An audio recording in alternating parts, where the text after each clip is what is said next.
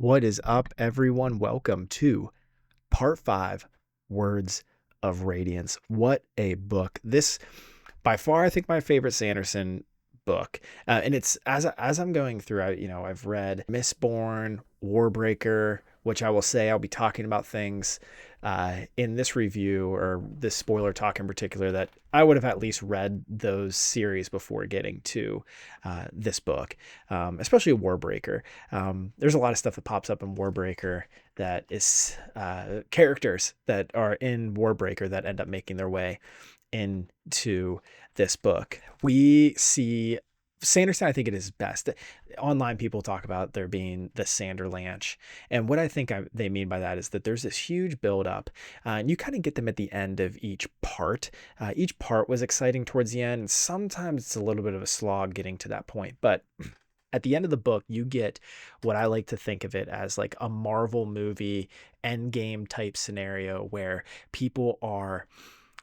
you get all different POVs in the same chapter of people fighting either the same person or on different spots in a battlefield or uh, out in a different kingdom or back in the kingdom of Alethkar. There's just a lot happening, and it's such a page turner towards the end. You really can't put it down because every POV is short and it just chops right into the next one. So very fast moving plot. So a lot happens, and I'm probably not going to cover everything that happens at the end of this book, but a couple things that really jumped out to me as being very cool. I love this idea of the Everstorm and the Parshendi starting this song that brings this storm that comes from the east instead of the west. And it's just so cool to see. You see the storm father who is bringing stormlight. Well, there's this Everstorm that's happening, and is it bringing destruction? We don't really know a ton about what this Everstorm is, but it's new. And even the characters in the book, I think Dalinar at one point's like, okay, so what does this actually mean? Or Shallan, one of them is like, a new storm has come. What does this even mean for everyone? A lot of things at the end of this book that just really, I think, are going to carry right into the third one. Adolin has a lot that happens to him.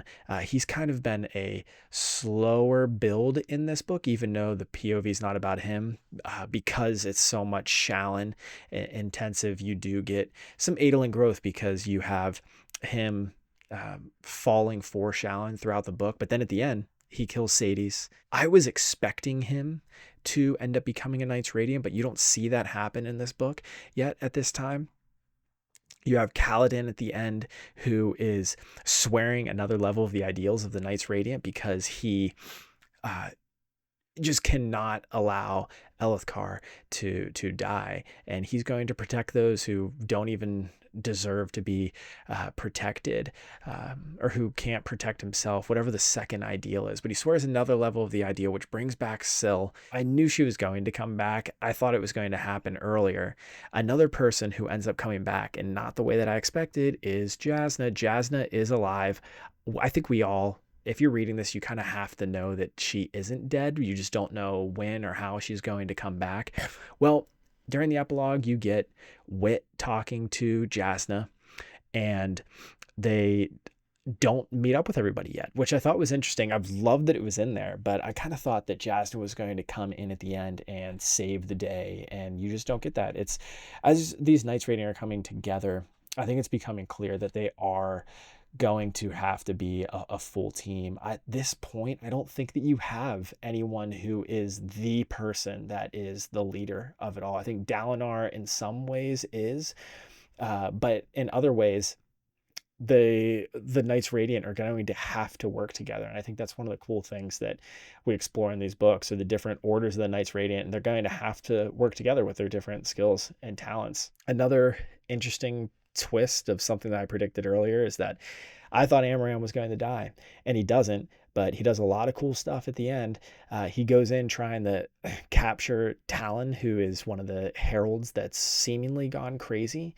Dalinar catches him and also has this really cool plot where he is able to expose Amaram as being a liar. I thought Amaram was just going to die a death that Sadie's did, but Sadie's dies that death and Amaram seemingly lives on. So I think that we're going to see a lot more of Amaram being a figure in the future books. One thing with Amram, I think he is evil, but it seems like he was doing things that he thinks is right. So there's kind of these different orders of Knights Radiant. I'm wondering if Amram is a Knights Radiant and just isn't telling anybody. Like maybe the order of the Knights Radiant that he is not going to help during the recreance. I don't know. Maybe his Order of the Knights Radiant is part of the reason why they fell the last time. The Knights Radiant went away the last time. Did someone like Amram in the past have a bad influence on the Knights Radiant? Another cool scene that we get is Szeth fighting Kaladin after Kaladin saves Elithkar from Moash and Graves. And you see Szeth, he fights with Kaladin, gets stabbed, but doesn't die, and then Nail comes and visits him. And this is what I think my favorite part of the book was, is whenever his sword that Nail gives to Szeth starts talking. We immediately know that this is Nightblood from Warbreaker, and I know that the Cosmere has so many different overlaps. That's one of the things that people like about it. It still hit me. I think the wit travels around through other books. This is the second big one that I've seen where, unless I've already missed some, where you see a big character from another book, a weapon from another book that comes into this world. We don't know how, we don't know why, but Nightblood is there. And I just thought that was really, really cool. So yeah, very exciting end to the book. I'm planning on doing a non-spoiler video on why you maybe would want to read this book, talk about my pros and cons of the book. But one of the things that I think is clear is that this is my favorite Stormlight book so far. Just had a good pacing throughout. There was some things that I thought moved slow, but at the end especially, so much character development happens in part 4 and 5 of this book that it really kind of set it apart from any of the other Sanderson books that I've read so far. So yeah, that's all I have to say on part 5. Hopefully you've watched the other parts going up to this point, but I'm interested to hear your thoughts on the ending of this book. Was it what you were expecting? Were you expecting the Oathgate scene to be a little bit different? I think it was exactly how I expected it. They were going to find it right at the last moment, figure out how to open it right at the last moment, seemingly save themselves right at the last moment. And that's what they do. Yeah, great read, and I'm excited to keep moving on in the Stormlight Archive series. We'll see you next time. This is Matt is Reading, and you can always follow me on Peloton at Matt is Sweaty.